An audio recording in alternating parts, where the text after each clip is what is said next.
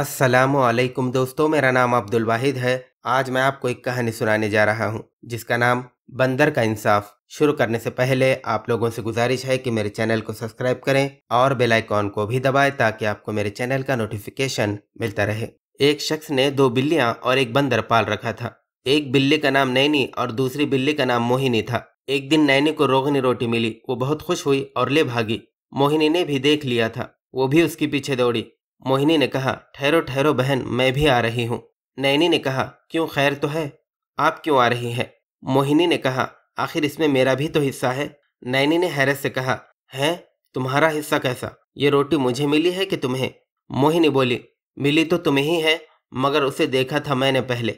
नैनी बोली, अगर पहले देखा था तो पहले ही क्यों नहीं उठा लिया? मोहिनी ने कहा, कुछ भी हो, इसमें मेरा भी हिस्सा है। बिल्लियों का ये झगड़ा देखकर और उनकी खोखा और गुरगुर सुनकर मियाँ बंदर भी आन पहुंचे। बंदर उनके पास आया और कहने लगा, बहनों, क्यों झगड़ती हो? मैं इंसाफ किए देता हूँ। मोहिनी और नैनी ने एक आवाज होकर कहा, हाँ हाँ, तुम फैसला कर दो। बंदर बोला, अगर तुम दोनों को इस रोटी का आधा आधा बराबर बराबर हिस्सा मिल जाए तो तुम खुश होगे ना?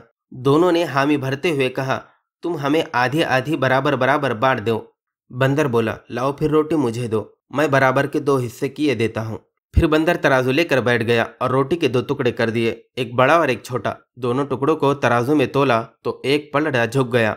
बंदर बोला, ओहो, ये दो टुकड़े बराबर नहीं हुए, एक बड़ा हो गया और एक छोटा। खैर, कुछ हर्ज नहीं। बड़े टुकड़े में से एक टुकड़ा तोड़कर मुंह में रख लिया और फिर उसे तराजू में रख दिया। अब की मर्तबा ये पलड़ा हल्का हो गया और दूसरा पलड़ा भारी होकर झुक गया। बंदर बोला, जरा सी कसर रह गई, बराबर टुकड़े हो ना सके।